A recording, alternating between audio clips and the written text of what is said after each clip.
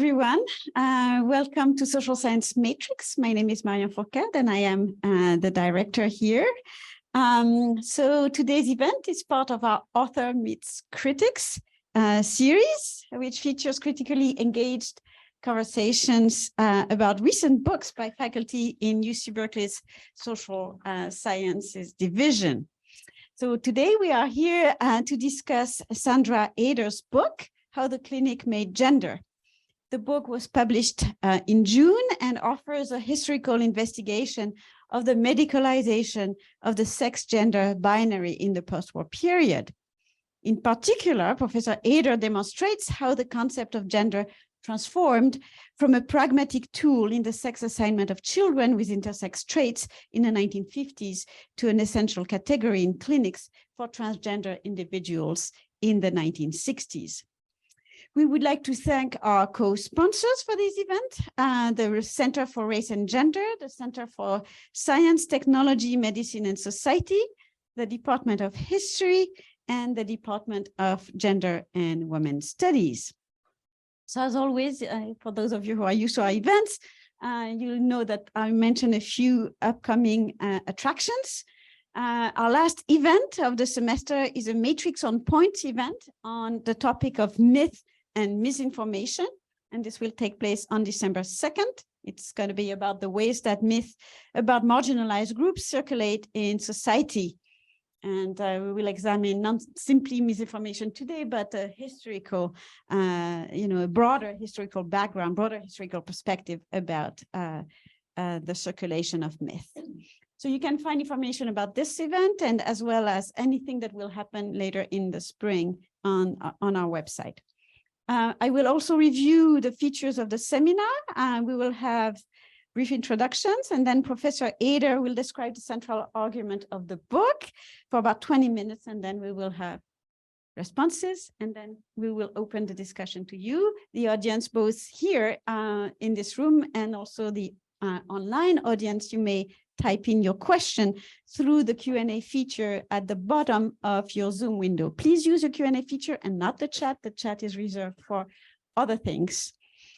So now, without further ado, let me introduce our moderator, Professor Catherine Ceniza Choy.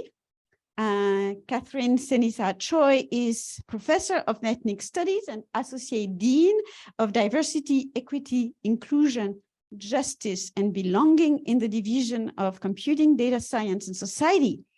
Her most recent book is Asian American Histories of the United States, published by Beacon Press in 2022.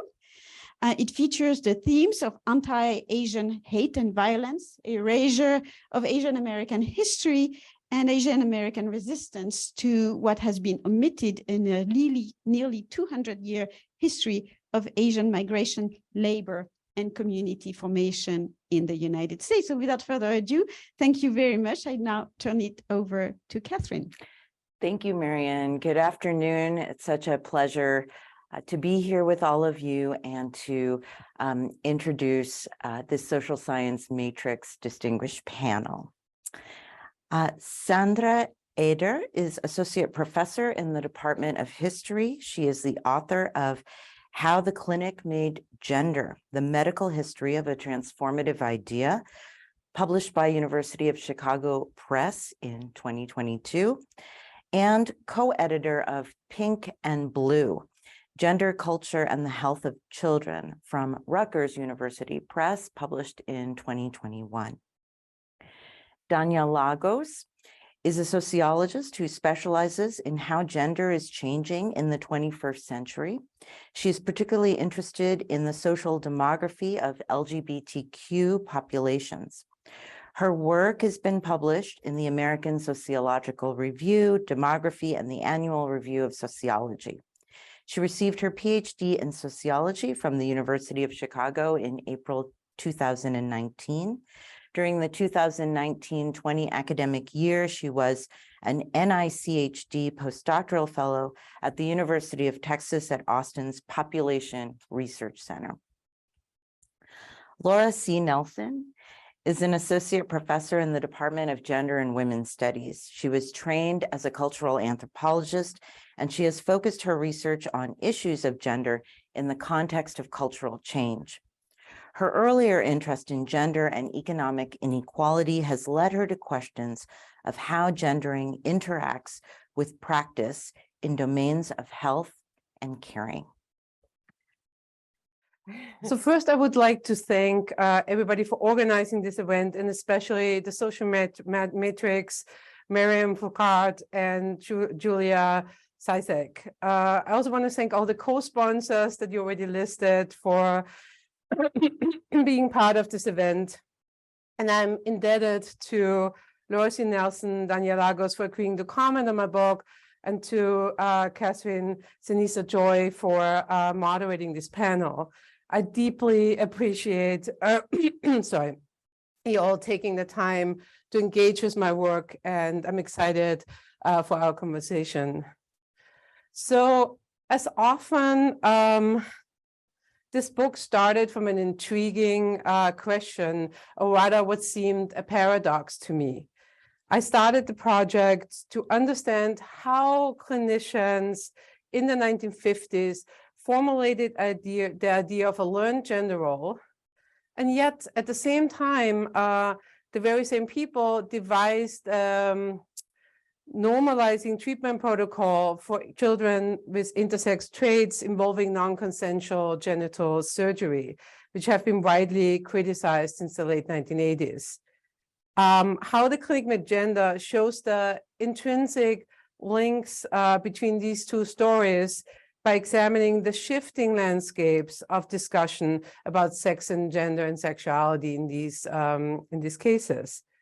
So the book is, above all, a story about how gender was made, the intricate way in which ideas were put into practice and practices informed ideas.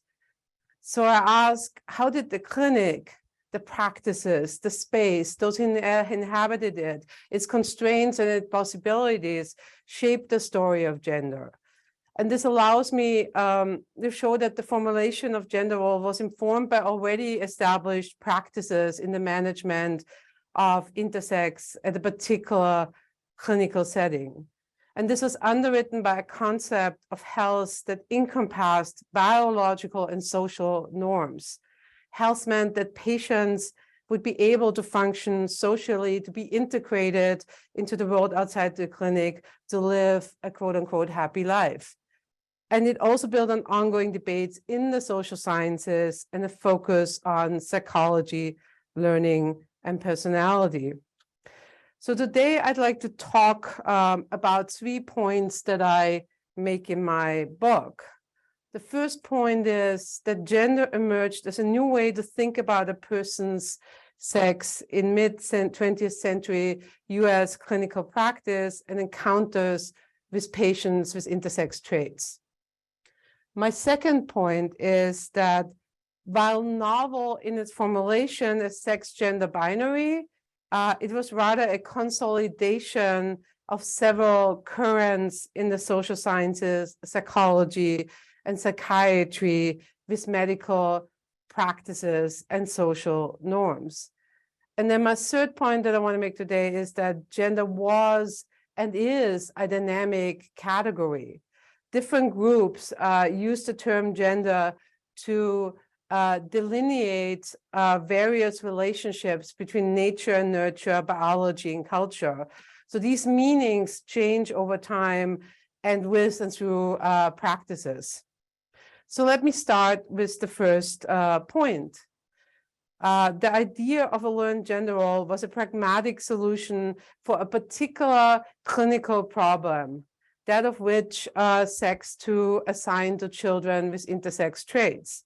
And it was informed by the perceived needs of medical practitioners and newly emerging ideas about psychological sex. So intersex, just for the sake of clarity, is a rare variation of human sex. It simply refers to people who are born with a reproductive or sexual anatomy that doesn't quite seem to fit the typical definitions of female and male. And there are about estimates that about 1.7 of the population fall into this category. And these conditions came under the medical purview in the late 19th century, and physicians claimed that they could tell somebody's true sex based on whether they had ovaries and testes. And in reality, so in the clinical reality, this determination was far from easy or clear-cut, and physicians increasingly took into account the sex that the person that had been assigned at birth or in which the person was living, as well as their psychosexual identity. By the 1940s, and this is kind of where my story starts, physicians were no longer looking for the true, that is some kind of biologically correct sex, but for the sex that children with intersex traits gave children with intersex traits an outlook of what they deemed, the physicians deemed, a relatively normal life. So what does this mean in this context? A life in which they could be recognized and live as boy or girl, man or woman. And there was considerable confusion among physicians and surgeons what would be the best clinical decision in how to assign sex and how to weigh different biological characteristics versus what was increasingly called psychological sex. So the introduction of gender in the clinic was meant to solve the problem of what sex people with intersex traits should live in. We kind of help physicians make this decision in a kind of increasingly in an environment where they felt increasingly unsure to make the right decision, or whatever right means in this context. So in the 1940s, Lawson Wilkins, who was the director of the pediatric endocrinology clinic at the Johns Hopkins Hospital, was treating and studying children with congenital adrenal hyperplasia. And this inborn hyperplasia of the adrenal glands results in a lack of cortisol and an overproduction of androgen, which often caused life-threatening metabolic imbalances in infants. The condition also resulted in what was referred to as male-appearing genitalia in newborns with XX chromosomes, even those for whom the metabolic effects were not so severe. And these children at the time were categorized as female pseudohermaphrodites. Girls with CAH were sometimes thought to be male at birth and raised as boys, and they often appeared increasingly male as they grew up. The first cases Wilkins encountered were those of children who died dramatically despite the physician's best attempts at treatment. And in 1950, he started using the steroid cortisone, the steroid hormone cortisone, and this substance was successful not only in keeping children with CAH alive, but also in arresting the continuum virilization of children with XX chromosomes. So then Wilkins also asked the question, beyond keeping these children alive, he asked the question how these children with XX chromosomes and male-appearing genitalia should live. For example, before cortisone was introduced, Wilkins thought that these children should be raised in the male sex. And you can see here an excerpt from a discussion where Wilkins explicitly formulates the opinion that these children that he considers males should and could be raised in the male sex. So interestingly, Wilkins favored social functionality for sex assignment, rather than letting chromosomes or gonads dictate the decision. This was a very unusual recommendation at the time, based on his belief that girls with CAH could and should be raised as boys because they looked male and would not be able to fulfill the female role. And by female role, getting married, having children, he thought they wouldn't be able to have children or find a husband, and it would be easier to live independently as males. But it also shows that he believed that these children could be male despite several female sex characteristics. After cortisone, this recommendation changed to assigning these children to the female sex. But Wilkins wondered whether to leave children with double X chromosomes who had been raised as boys in the male sex. And this is kind of the counterpart to this announcement of the success of cortisone in the treatment of CAH. To be clear, Wilkins and other physicians dealing with cases of intersex considered it important to maintain two clearly separated sexes, male and female. Sexual ambivalence was believed to cause a whole set of problems, including psychological maladjustment and homosexual pairings. They thought one had to be unambiguously masculine or feminine in order to be a healthy, happy, and functional member of society. So this is what underwrites this recommendation. And Wilkins was not alone in these concerns. Starting in the late 1930s and 1940s, psychiatrists and psychoanalysts discussed what they called psychological sex and mused about the implications of sex assignment and biology. Several publications in the 1940s discussed cases of young adults in which psychological sex was in clear contradiction to their biological sex and rather seemed to match the sex they had been raised in. Not surprisingly, they stressed the importance of psychiatric evaluation and psychoanalysis. I mean, that's their fields. They're trying to claim that they should be involved in these cases to determine the true sex of such patients. And it's important to note that they refer to psychological sex increasingly as true sex in these cases, in these rare cases in the 1940s. They also recommended to postpone irreversible genital surgery until after psychological sex was determined, and then to adjust the body to the already established psychological sex.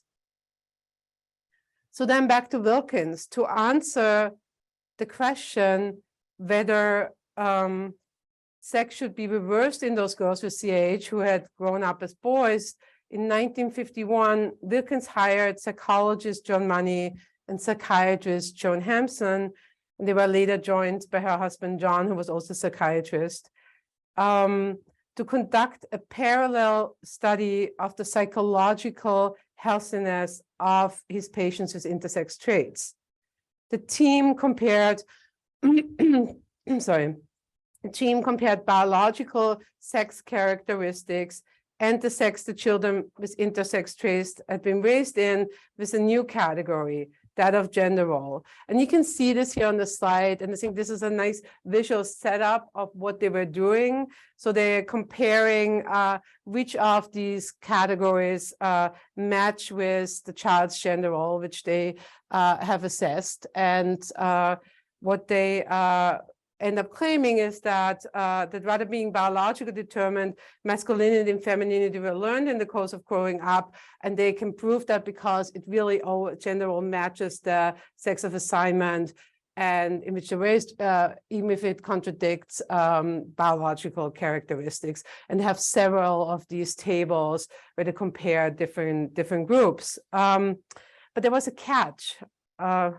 And here's the definition of gender role that they're using for their measurement.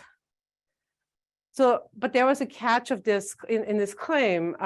They asserted that there was a critical phase until the age of 18 months to 2 years in which children learned their gender role, which then became indelible. To support the acquisition of gender role, any ambiguity in appearance had to be removed.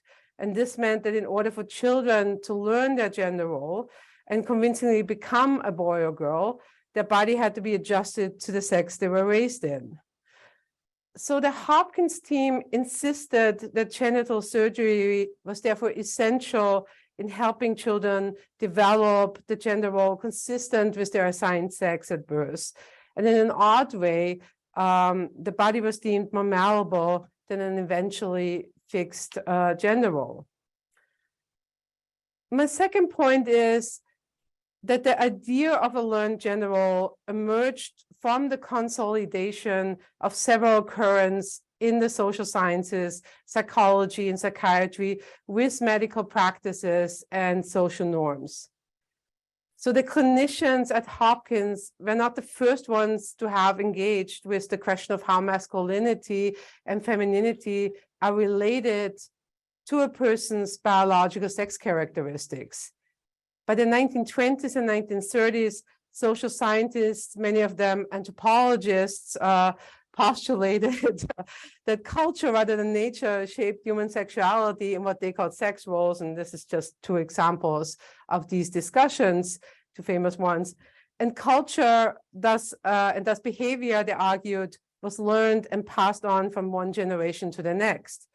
And this was a serious shift in assumption that social environment or culture, not biology, was the source of differences in male and female behavior. After World War II, the culture and personality school took a crucial turn when growing concern for child rearing was complemented by growing interest in social engineering.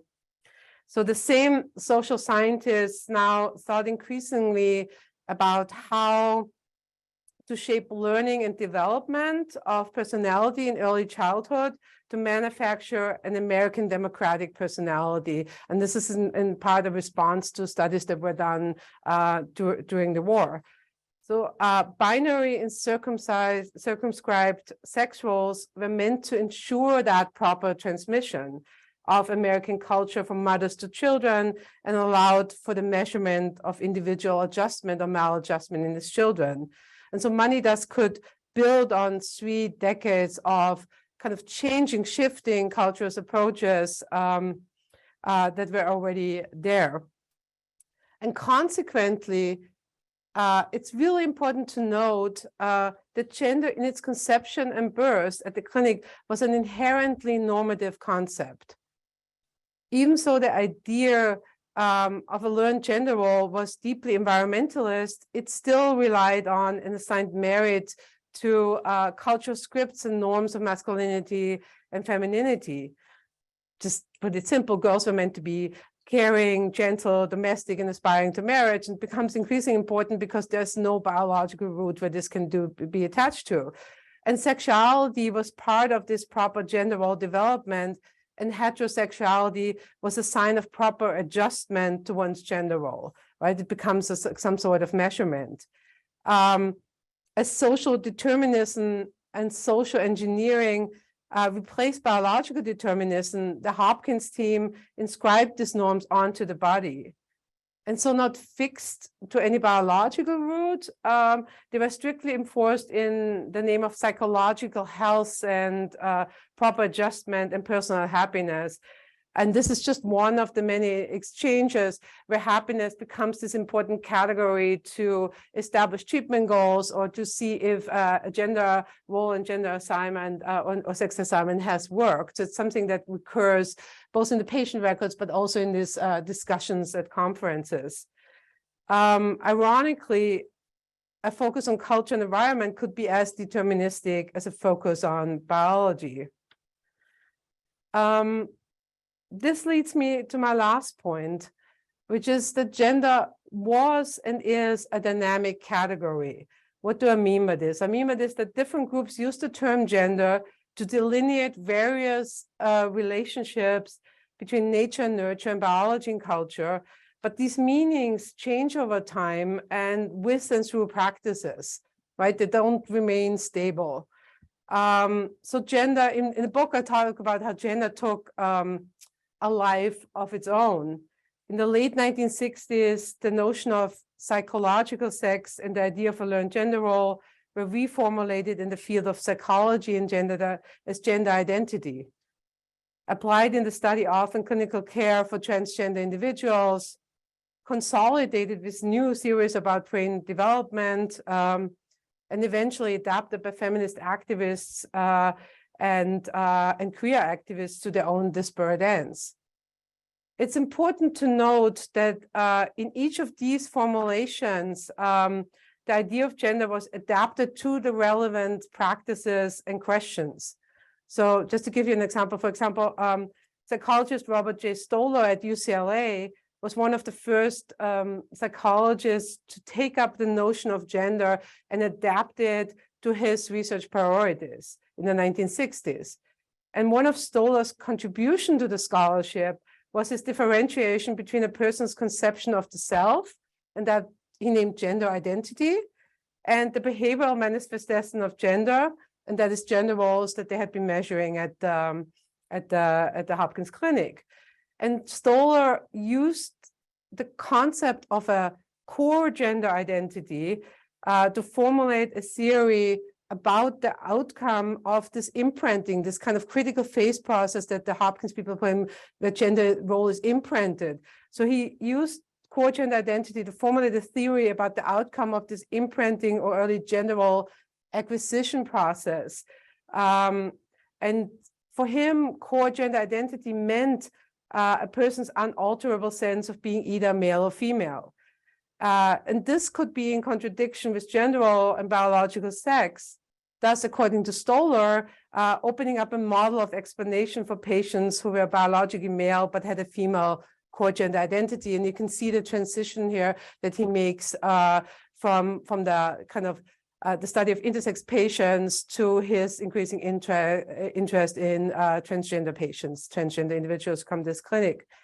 And in the early 1960s, John Money also became increasingly interested in what was then called transsexuality.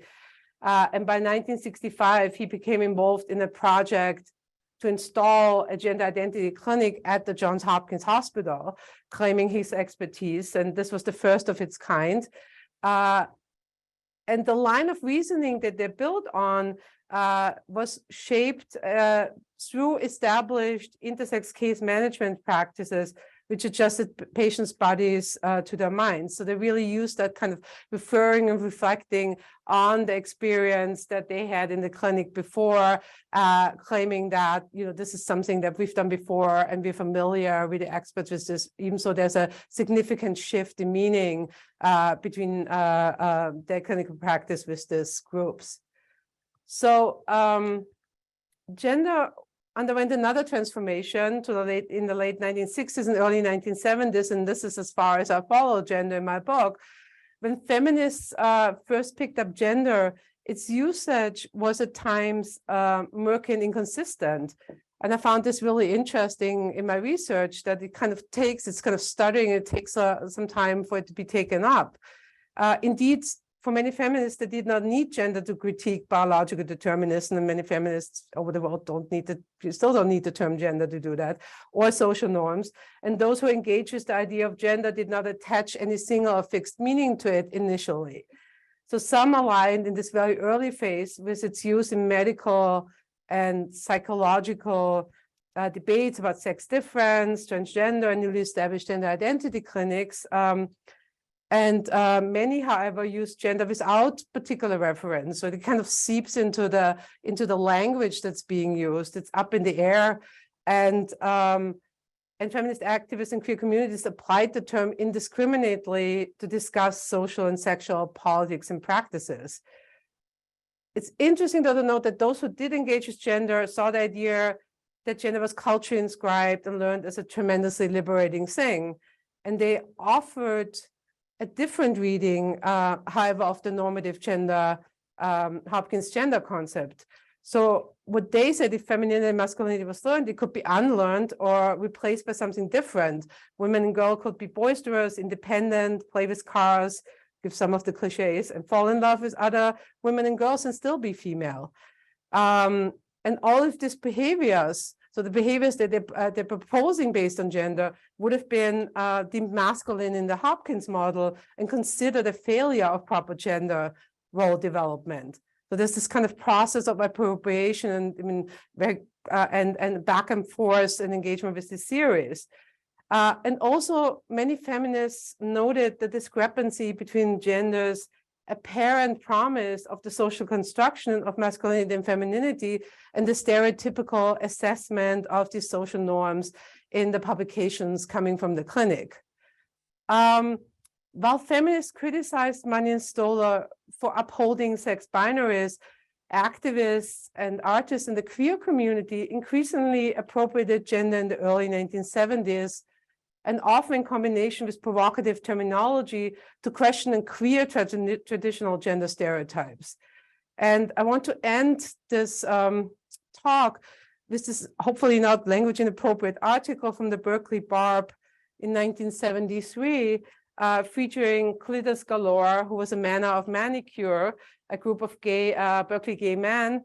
And it's here on the Berkeley. You can see it's here on the Berkeley campus. It's a really neat article, but it's what's really interesting in the interview is that Clitus Galore says that they're really purposefully confusing gender and upsetting, quote, the sexual conditioned straight mind by mixing gender signals and playing with gender.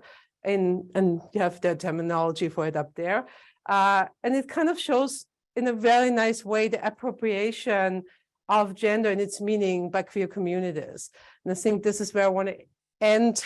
And thank you. Thank you, Sandra. And next we'll have comments from Danya Lagos. Thank you. Hello. Sorry. Thank you so much for a wonderful presentation. I thoroughly enjoyed getting to read this book. Oh, sorry for the mic. Okay.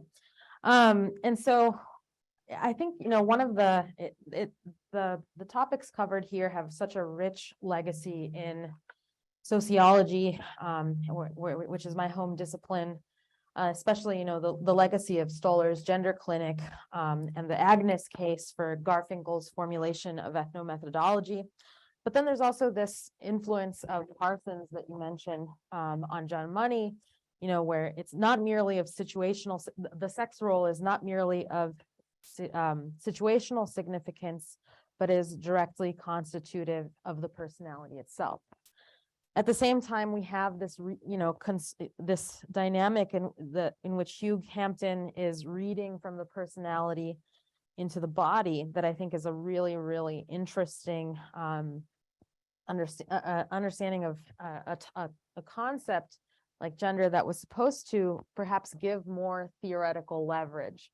It was initially developed to give more practical leverage, but as you talk in your book, it really is also then expanded and taken upon by feminist theories to grant, analysts and individuals, analysts of society and individuals living in society more leverage. The most interesting part of the book that I found, really, really interesting. The most interesting part of the book for me was the context of the World War II social engineering. So, it's very different from kind of the laissez-faire neoliberalism after the 1980s. The idea that a society could be engineered is not the same as what. So one question I had was, what are the norms towards which society is being engineered? And one can see this in the reproductive goals that a society might have as it is coming off of a disastrous war that took, almost, in many cases, almost a third of the population out of productive work and into a war situation. At the same time, we also see, and I thought this was very interesting, the timeline when I drew back the discarding of the psychoanalytic framework towards this more behavioral and social engineering approach. And this all kind of the economic and the theoretical implications come, I think, most to bear in the example of Carol. And I thought that, this is where your use of patient records really provides a lot of insight. There's the concern for the parents, but there's also this handling of someone who really does not fit the mold that society would have set out for them. And so there's a quote from page 71, assigning people with Carol's medical profile to the male gender identity sometimes put marriageability at the center of their recommendations. A woman who would not be able to marry might be hard-pressed to support herself. male sex assignment would be a practical solution. And so it shows us a lot about the value of a single man in an economy. And it reminds me of Leslie Feinberg's comments, a trans theorist, about seeking factory employment during the Vietnam War. In the 1973, there was a huge economic downturn.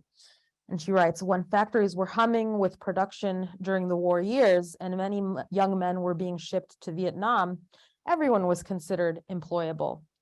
But as the boom economy receded during the 1970s, we stood in block-long lines just to get a job application. I was considered far too masculine a woman to get a job in a store or a restaurant or an office. And so, it reminds me of this moment in time, 20, 30 years later. And so but all this to set up the stage for what I think is the context of this work on also what we see as the formation of all these single men who are being pumped into big cities, then set the stage for a sexual revolution in what John D'Amelio describes as, the relationship between capitalism and gay identity, largely propelled by this, end of the family wage. And so there we see, looking at David K. Johnson's work on a lavender scale, police departments then start wanting to, they form these anti-perversion elimination campaigns, trying to keep people from going up Kinsey's scale. And so there's this, dialogue between the social sciences and, active social engineering going on. And it never seems possible. What I also find really, fascinating about the book, it's never really considered we would allow someone like Carol to live life as a masculine woman who is, attracted to women and being a gay woman. There is this, let's put this person out if this person is unmarriageable, let's put them to work and have them at least be able to take care of herself or themselves as a man. And so, I guess, the big question I found myself wanting from the book was more, and I would love to hear more about the American personality. So, what is the end goal in sight that all of this social engineering is taking place to, center and uplift? Another question is, is there concern being raised in the data that you're working with about, the concerns about a declining population or having, more Americans with this American personality? Where is the specter of the Soviet Union emerging as this big rival, or other countries of the Warsaw Pact? What is the end goal that gender is being made to kind of serve? And then taking a little side note, I also really like the end of the book, where it's you make a great point that gender, having taken on a life of its own, even as John Money and these paradigms at the Hopkins Clinic, et cetera, no longer have as much of a normative force. They're no longer being assumed to be the authorities, but gender still remains with us, and it's not easy to abolish because it is so linked to all sorts of types of inequality. And so you mentioned that is still a useful way to talk about inequalities. But then there are these, you point out, looking at a world, and this is in contrast with the world of the more American personalities and setting the stage for the American personality, a world where gender has no social meaning or consequence and is merely an expression of human behavior, potential, and creativity. I was wondering about, looking more at that world, and what might it look like, and how does it differ from the world that was being socially engineered in the post-war period, in the immediate post-war period, perhaps the world that has been manufactured lately, with changes in laissez-faire economics and a move away from social engineering, and what the world would look like after laissez-faire the laissez-faire economics is rejected. So yeah, I really liked the book, and I'm really interested in the insight it gives us into the logic of how gender was shifting with all of these imperatives of economic, national, and political interests. Thank you so much. You've given me a lot to think about. Thank you. Should I wait for both comments? Yeah, just grab the paper. Sure. And next we'll have comments by Laura Spinell. Great. So I'm really honored to be part of this panel because this is a book that I've seen in process a little bit, and I love it. I really enjoyed reading it. I hope all of you buy it and read it. The quality of the research and the storytelling is really deep, and it was really exciting to dive into it. So a few minutes ago, you talked about how feminist scholarship and feminist activists use the term gender in a murky and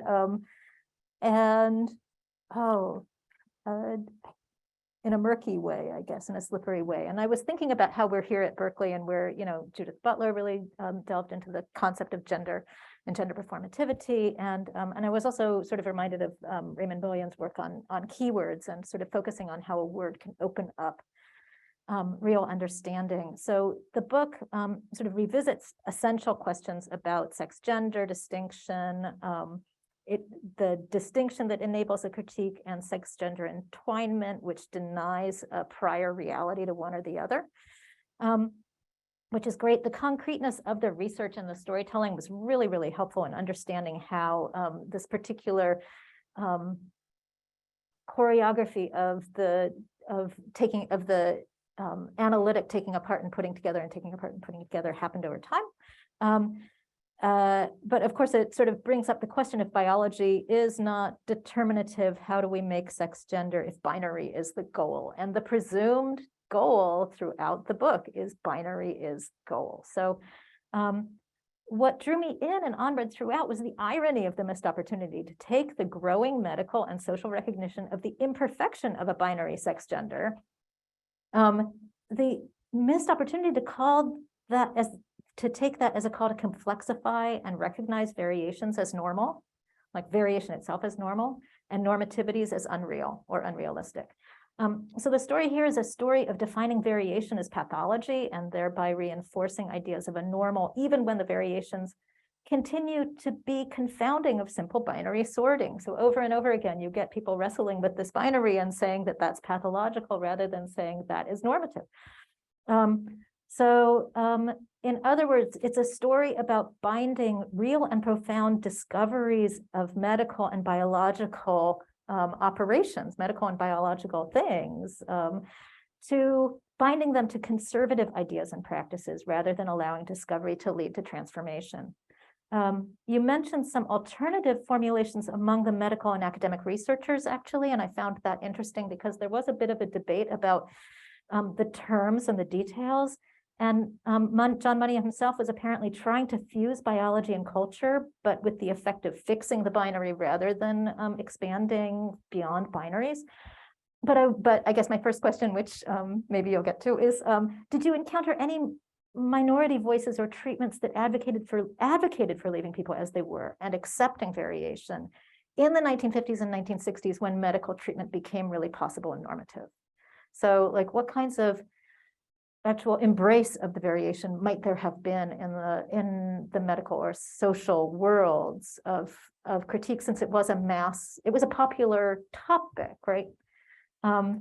Secondly, methodologically, I'm envious of the archive. I'm an anthropologist, and you have to go out and actually find people to talk to, but I know archives are really messy and hard to find as well.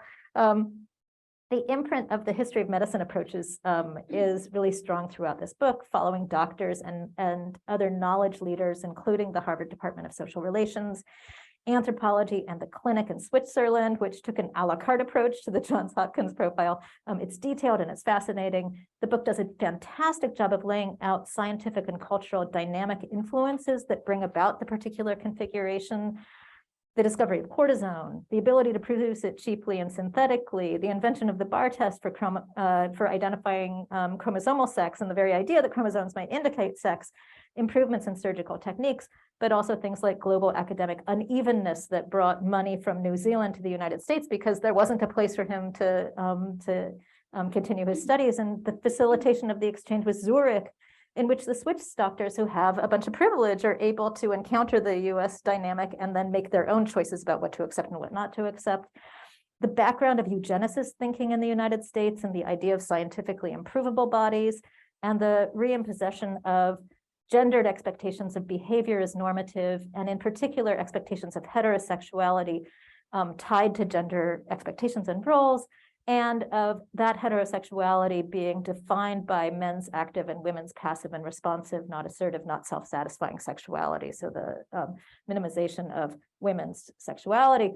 But of course, the normative behaviors were always race and class and geographic, even the United States of the 1950s. And you do mention that, but you don't build on that. And I assume that that comes from failings in the medical records, right? So can you say anything about people who experienced life with biosexual developmental differences from the expectations, who did not receive treatment at the time? Is there an archive of non-cases? So, you know, and I know that in history, there's all these non-archives, right? Is there an archive of the non-cases, including people and families who considered but declined treatment, and also people who never sought treatment at all in the context of a society that had now identified appropriate treatment and treatment as appropriate?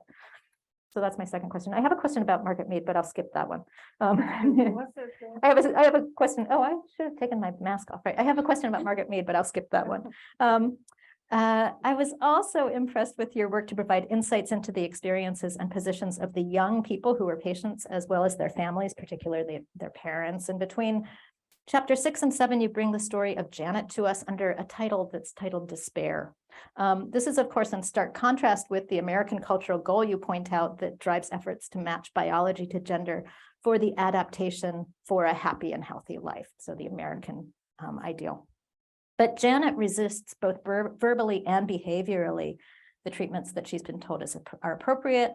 As an adult, she returns to Hopkins to get care for carpal tunnel syndrome and high blood pressure. And actually, just as a side note, this made me actually curious about what other medical issues might come up for people with congenital adrenal hyperplasia or other biologically distinctive circumstances that lead to a diagnosis of DSD or intersex, and how that affects their identities, gendered and otherwise, so how they experience the world with other medical phenomena, with medical issues. The staff don't recognize Janet's concerns about wanting to return to her home or take care of her parents. And elsewhere, you know, the children were characterized as non-cooperative, and that behavioral problems arose around medical treatment, often including long periods of hospitalization.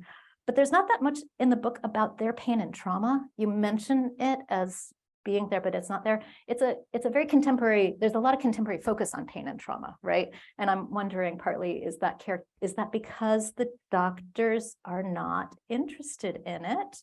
The surgeries happen, vaginas are opened, clitorises are removed. And my favorite line in the whole book is, what kind of emergency was a large clitoris, right? You know, clitorises are removed, testes are excised, abdomens are sliced into in order to determine interior structures. And I wondered if you found any records of recovery, and if you did, what went into the decision not to include them? And if not, is that common in medical record keeping, or do you think it might have been a method to reinforce the feeling on the part of the doctors that treatment was good and healthy? And I had these signs that the doctors themselves were creating records that congratulated themselves for the good work that they were doing. You do mention that some patients were appreciative, and that those were stories that were in the media. And in recent years, with a significant activist push to recognize the tremendous harms of the surgery and medicalization of non-binary sexual development, did the medical records include mention of dissatisfaction at the time, either on the part of the patients or their families? And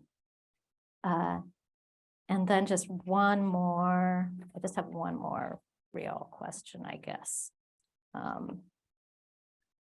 So throughout the story, you recognize different forms of resistance and vulnerability, unheard voices, resistances, disciplines.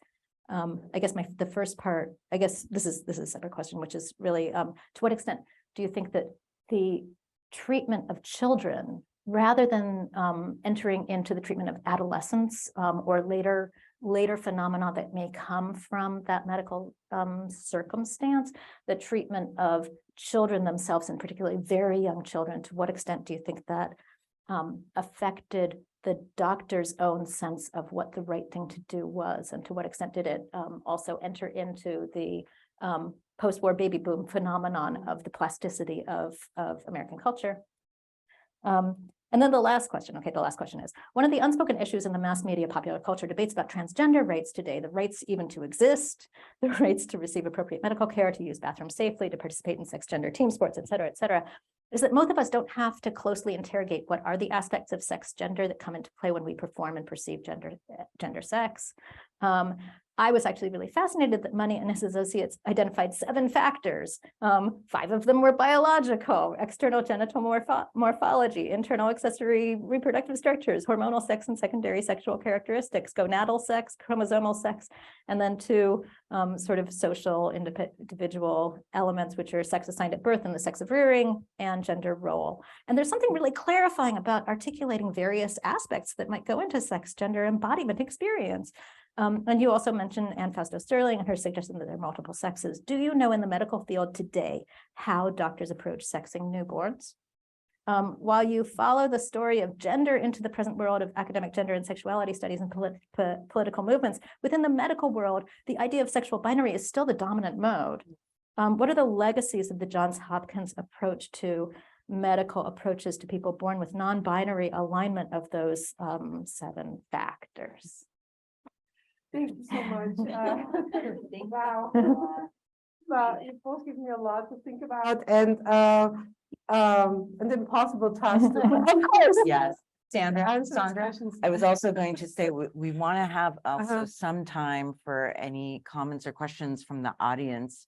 So if you could keep your comments brief, maybe just limit it to 1 question from each of the respondents, because it would be impossible to address every single one. Okay, then now I have to choose. That's going to take even longer. So let me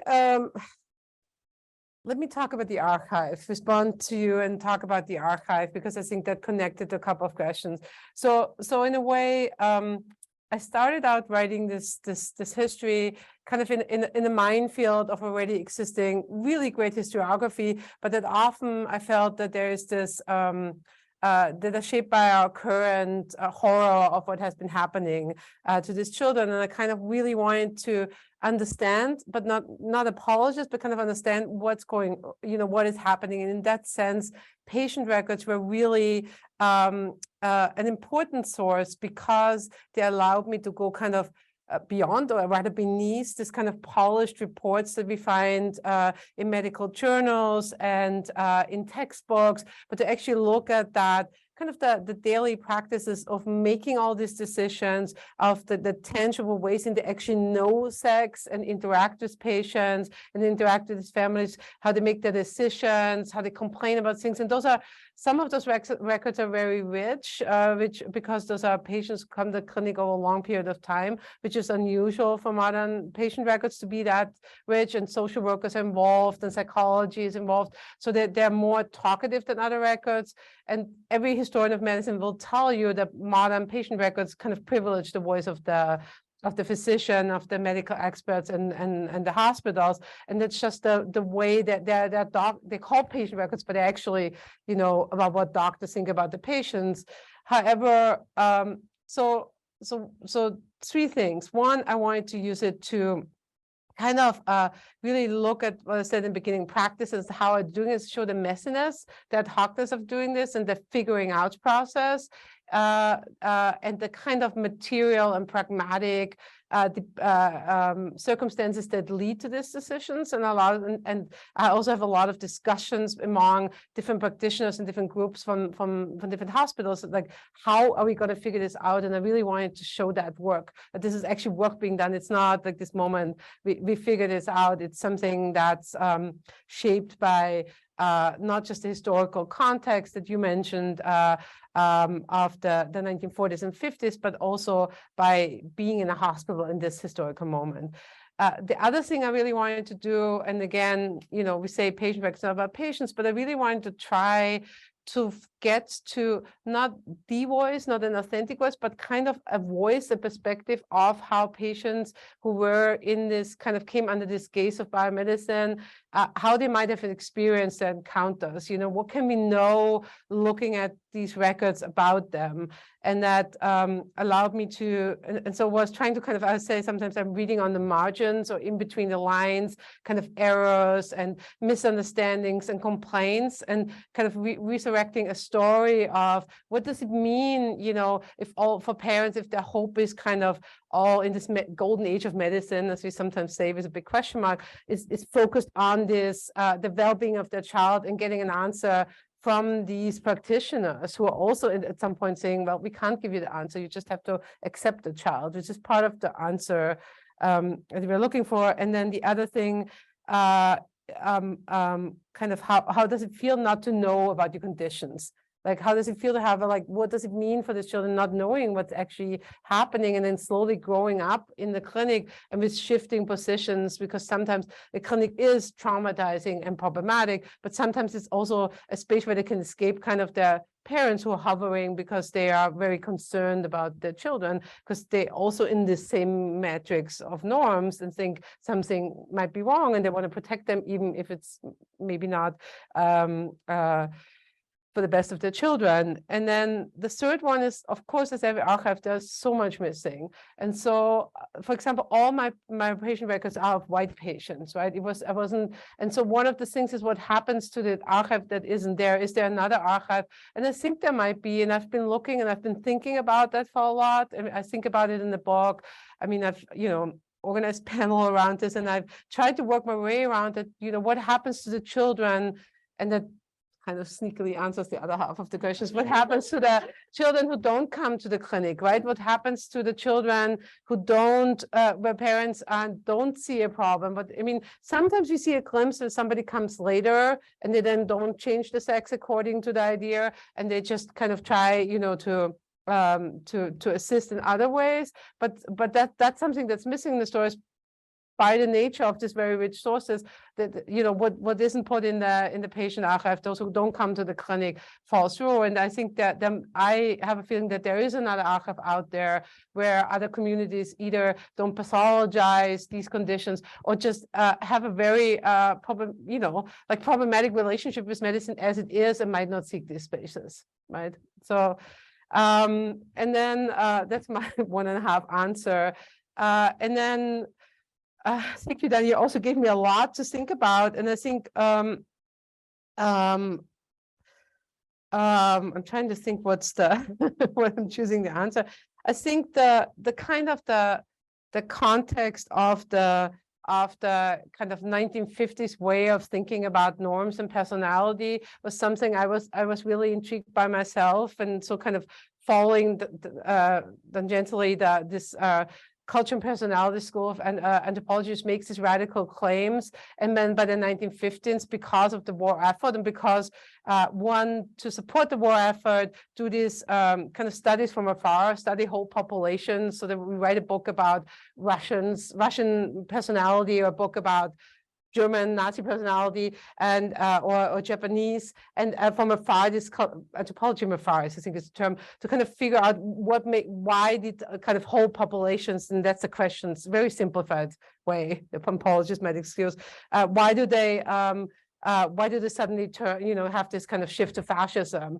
And then the other concern that comes with it is, and that I found, it's not just in the literature and the kind of this claimant, but it comes out of this kind of laboratory psychological culture in the 1950s that's very interdisciplinary, this combination of social science and psychological approaches that works together to figure things out. And I think with that comes a shift to a focus on personality, like how does personality develop? And we have very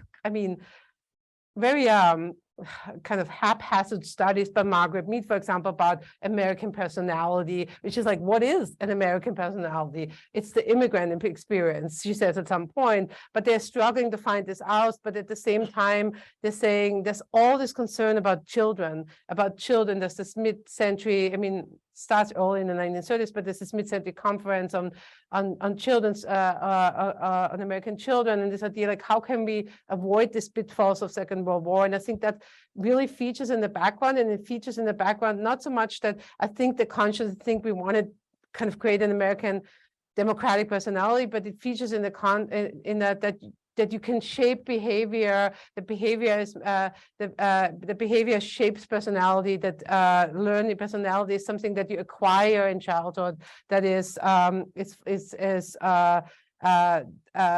then in a way that in the last consequence can be manufactured, not kind of in a planned, organized way, but that you can make an effort so that you raise the right kind of citizens. And I think that kind of like seeps into the into the clinic. And so that was something that really fascinated me as I was looking through these cases. But it comes up in Mani's cases himself when he talks, this is a typical American boy, even so he might have some kind of gender variations, but this is a typical, well, he just plays baseball, he's assertive, he's happy, again, this happiness. Yeah, so I think that's I'm going to stop here, but I hope we'll have another discussion over coffee. Yeah. Or cocktails. Thanks, Sandra. We already have one, at least one question online. This one is from Jenny W. On a practical level, how does one explain this transformative idea to grandma and grandpa during a living room conversation? Mm-hmm. Folks who have been, for the most part, used to two genders from the day they were born. How do parents deal with grandparents when faced with having to reconsider the gender of their own children in an impending medical procedure? I think that's a very important question, but it's also a very hard question, right? And I think in a way, for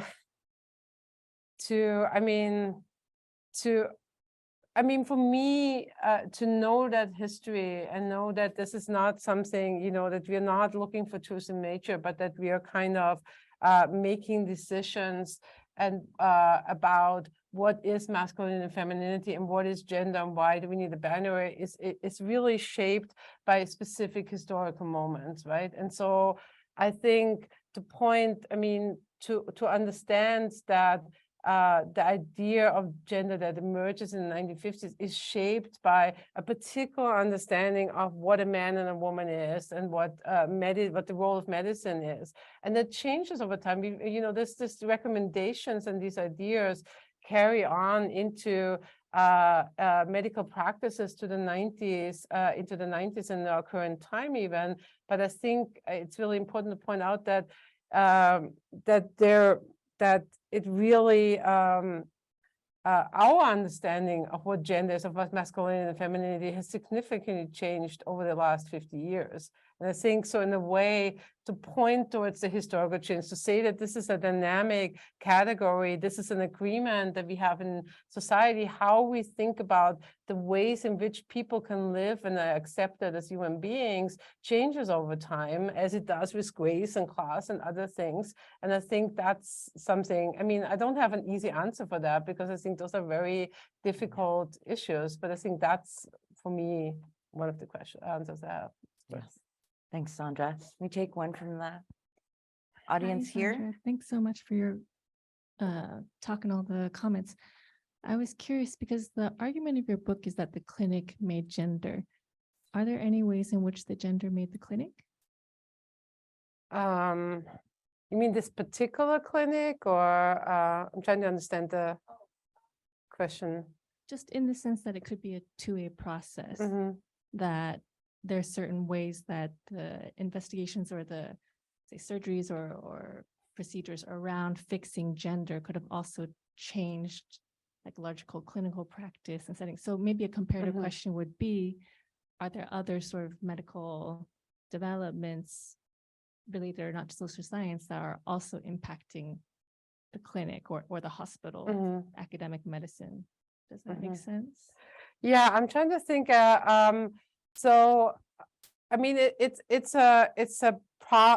way, it's a process that goes both ways, right? Because, maybe not quite in the way that you are saying, but I think the kind of the that's why I'm talking about making gender and practices, because these patients being in the clinic and not fitting particular categories also forces these practitioners to rethink some of their assumptions and their interaction with these children. And these, so they kind of assert themselves also in a place, even so they're not the ones with the most agents in the place, but they assert themselves in a place where there needs to be some kind of engagement because these practitioners think that something needs to be done, right? I mean, it relates to your question. There's never the idea that nothing can be done, but in a way, did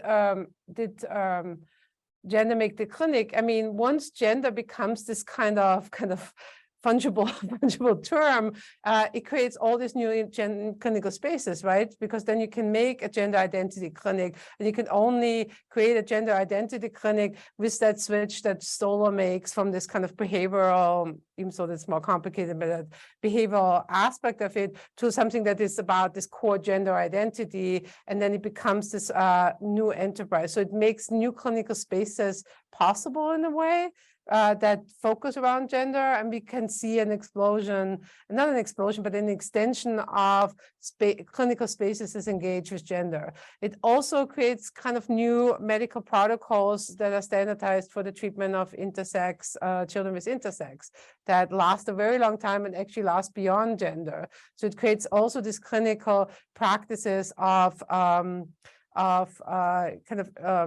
normalization of children with intersex traits, including sexual surgery, that goes on beyond the time, even so the idea of gender is kind of abandoned in a way, but it creates also this kind of clinical practices. So in a way, it creates a certain kind of clinical spaces, engagements and practices that weren't possible before because there was no interest. I mean, there wasn't something to rally around. Hi, hello. Thank you for the talk and the panel's time.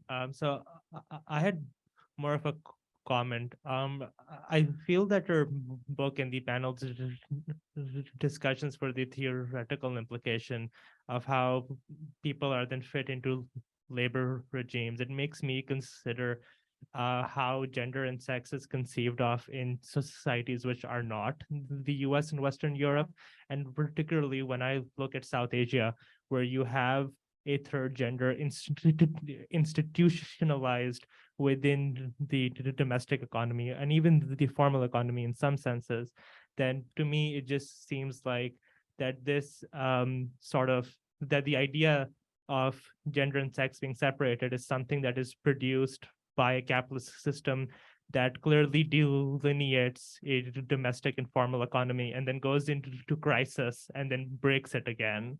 And so this is, again, it isn't a question, it's just more of a comment that I think your work is particularly illustrative for more research done into non-Western or non-capitalistic societies, and how gender and sex, and how particularly how in pre-coloniality these terms were not required because they were institutionalized. But now in a post-colonial setting, when Western capitalism has been superimposed onto older modes of production, how this language is, in a sense, helps that return to something pre-colonial, where you can say that there is this distinction between sex and gender, and so we can break from this, past 200 years of a particular organization of society.